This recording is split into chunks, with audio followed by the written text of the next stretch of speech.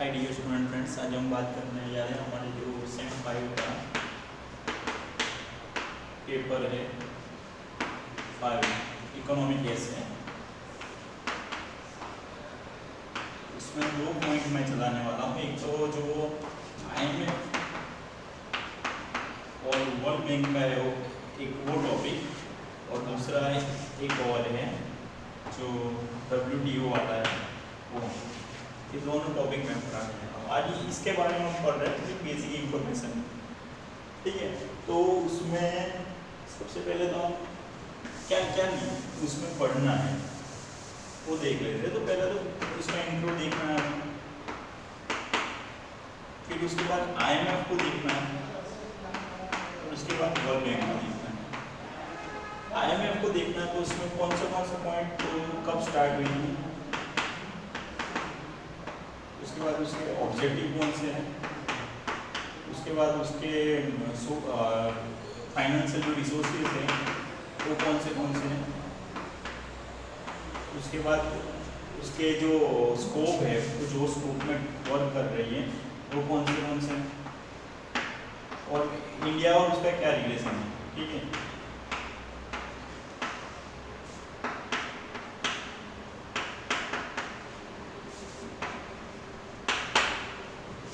इसी तरह इसमें भी ये सब टॉपिक पढ़ेंगे। ये होके ये दोनों ऑर्गेनाइजेशन एक साथ में होके हमारे कैसे होगा कि भाई IMF और वर्ल्ड बैंक क्या है। IMF એટલે આપણે ગુજરાતીમાં એને કહીએ છીએ આંતરરાષ્ટ્રીય નાણાકીય ભંડોળ, બરાબર। જે और उसका फुल फॉर्म है IMF का इंटरनेशनल मॉनेटरी फंड, बराबर, इंटरनेशनल मॉनेटरी फंड। और जो वर्ल्ड बैंक है उसको गुजराती में આપણે કહીશું વિશ્વ બેંક, ठीक है। तो આની કેટલીક પૂર્વ ભૂમિકાઓ છે જેને આપણે इंट्रोडक्शનમાં દર્શાવીએ છીએ, बराबर। इसकी कुछ बेसिक इंफॉर्मेशन है जिसको हम इंट्रोडक्शन में आज बात करने जा रहे हैं, जिसकी इंट्रोडक्शन की, ठीक है। तो पहले क्या था, इंटरनेशनल ट्रेड था, वो हो रहा था कि नहीं हो रहा था, तो कहते हैं हो रहा था।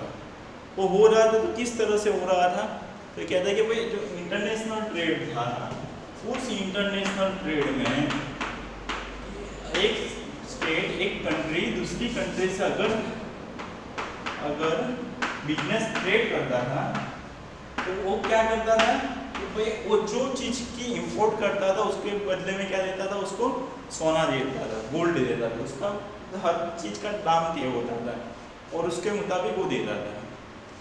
और सामने वाली कंट्री को भी अगर करना था तो वो भी उसी तरह से करती है। ये कब से स्टार्ट हुआ था, तो क्या जब हम मर्कांटिलिज्म की बात करते हैं तब से ये सब स्टार्ट हुआ था। આપણે વાણિજ્યવાદની વાત કરીએ ને ત્યારથી इंटरनेशनल आंतरराष्ट्रीय व्यापार શરૂ થયો હતો, અને ત્યારથી આપણે સોમવાર ધોરણનું થોડું દાખલા દે એકદમ દાખલા દે, બરાબર। इसकी ये जो करेंसी में है इसमें गोल्ड कब से ज़्यादा कब होने वाला है, इससे ट्रांजेक्शन एक्सचेंज। तो क्या 19वीं सेंचुरी के आसपास, 19वीं सेंचुरी से 20वीं सेंचुरी, 20वीं सेंचुरी यानी कोई ऐसा मत समझे 2000 के प्लस, बराबर, 2000 प्लस कोई ना समझे। 20वीं सेंचुरी यानी 1900 से 1999, बराबर, 1900 से 1999, ठीक है।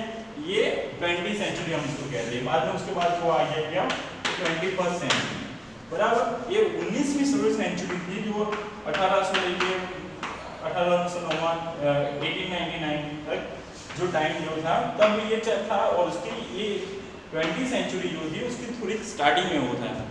लेकिन ये कैसे, ये जो एक्सचेंज पॉलिसी, ये जो है जो गोल्ड की एक्सचेंज पॉलिसी थी, जो एक चीज़ ले लो उसके बदले में गोल्ड दे दो, कैसे बन हुई, तो कहते हैं कि भाई फर्स्ट वर्ल्ड वॉर हुआ कब हुआ, तो 1914 से 1918 तक, ठीक है। 1914 से 1918 तक फर्स्ट वर्ल्ड वॉर हुआ। उसके टाइम पे क्या हुआ, ये जो गोल्ड पॉलिसी थी, गोल्ड की जो एक्सचेंज पॉलिसी थी वो कम होने लगी, जो कि आफ्टर फर्स्ट वर्ल्ड वॉर उसके बाद भी कुछ देशों में वो स्टार्ट रही। लेकिन एक डिप्रेशन आया, જેને આપણે મંદી કહીએ છીએ ને, એ વૈશ્વિક મંદી है, इंटरनेशनल ग्लोबल डिप्रेशन आया बराबर कब आया तो के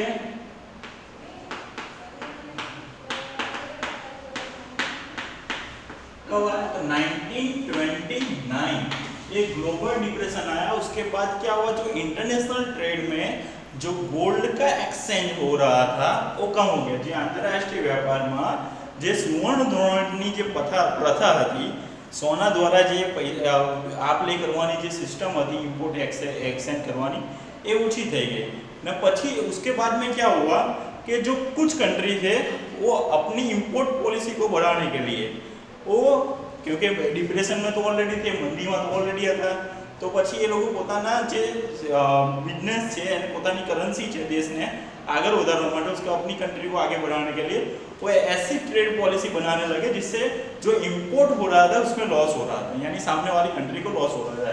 यानी दूसरी तरह से देखें तो एक्सचेंज पॉलिसी जो थी, एक्सचेंज पॉलिसी जो थी यानी એટલે કે વિનિમયની જે નીતિ જે હતી, બરાબર, वो एक्सचेंज पॉलिसी में भी ज़्यादा चढ़ाव उतार आ रहे थे। उसीलिए 1944 में एक मीटिंग हुई और जिसको बोलते हैं हम ब्रिटन वुड।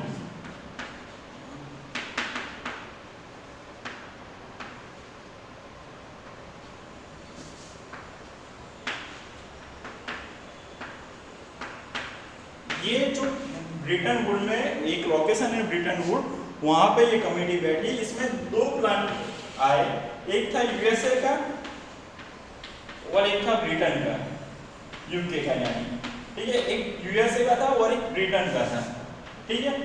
यूएसए का प्लान कौन लेके आए, तो क्या जो वाइट करके यूएसए के फिलोसोफर थे वो यूएसए का प्लान लेके आए, और जो ब्रिटेन का प्लान लेके कौन आए तो कैम्ब्रिज करके इकोनॉमिक्स थे, वो ब्रिटेन का प्लान लेके आए। और दोनों ने उनके प्लान में एक ऐसी पॉलिसी की बात की कि जिससे इंटरनेशनल ट्रेड जो है उसको बढ़ावा मिले, आंतरराष्ट्रीय जो व्यापार खरो એને એના પર હકારાત્મક અસરો સર્જાય અને એના માટે પ્રોત્સાહન મળે, એના માટે એક યુએસએ ના એક અર્થશાસ્ત્રી હતા જેમનું નામ હતું, એક વિચારક હતા, અર્થશાસ્ત્રી નહીં કહીએ પણ આપણે વિચારક કહીએ, એક વિચારક હતા, એ કોણ હતા, વ્હાઇટ હતા, ને જે અર્થશાસ્ત્રી તરીકે કોણ હતું તો કે બ્રિટનના કેમ્બ્રિજ હતા। तो ये બંને પોતાની યોજનાઓ આપી, બરાબર, उन्होंने अपनी पॉलिसी रखी और उसके बेस पे उन्होंने ऐसा तय किया कि भाई एक इंटरनेशनल ऑर्गेनाइजेशन होनी चाहिए जो इंटरनेशनल एक्सचेंज की जो पॉलिसी है उसको कंट्रोल में रखे, किस तरह से एक्सचेंज करना है उसको तय करने के लिए एक इंटरनेशनल ऑर्गेनाइजेशन होनी चाहिए। उस विचार को ध्यान में रखते हुए, उस बात को ध्यान में रखते हुए इंटरनेशनल बेस पे दो ऑर्गेनाइजेशन की शुरुआत करने की बात हुई, एक है आईएमएफ और एक है वर्ल्ड बैंक। आईएमएफ जो है उसकी स्टार्टिंग कब हुई तो क्या जब 1944 में क्या रखी, सोच रखी, उसके एक साल बाद ही 1945 में, और किस मंथ में, क्या दिसंबर में, डेट परफेक्ट नहीं मालूम, बराबर, ठीक है, उसकी शुरुआत हुई किसकी, आईएमएफ की, बराबर।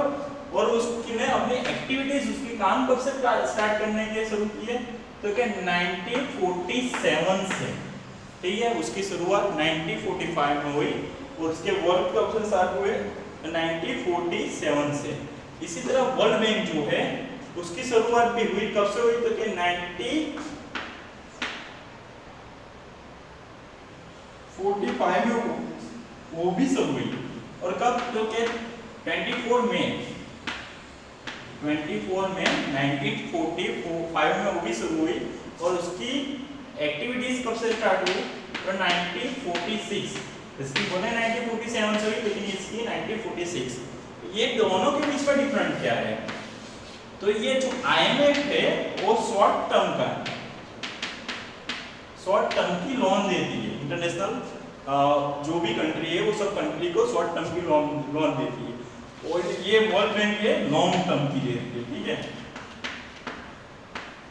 એટલે કે ટૂંકા ગાળાના ધિરાણ માટે આંતરરાષ્ટ્રીય નાણાં ભંડોળની શરૂઆત થઈ, જ્યારે લાંબા ગાળાના ધિરાણ માટે વિશ્વ બેંકની શરૂઆત થઈ. ઓકે, અહીંયા આપણે इंट्रोडक्शन જે છે प्रस्तावना જે છે એમાં આટલું આપણે ધ્યાનમાં રાખીશું. ठीक है, हमारी इंट्रोडक्शन है उसमें हम यहाँ पे इतना ही चीज पढ़ेंगे. उसके बाद अब नेक्स्ट लेक्चर में हम जो हमारी IMF है, इंटरनेशनल मॉनेटरी फंड है, वो कब से स्टार्ट हुई, उसके ऑब्जेक्टिव कौन से उसके स्कोप कौन से और दूसरी सब हम तब पढ़ेंगे. Thank you, bye bye.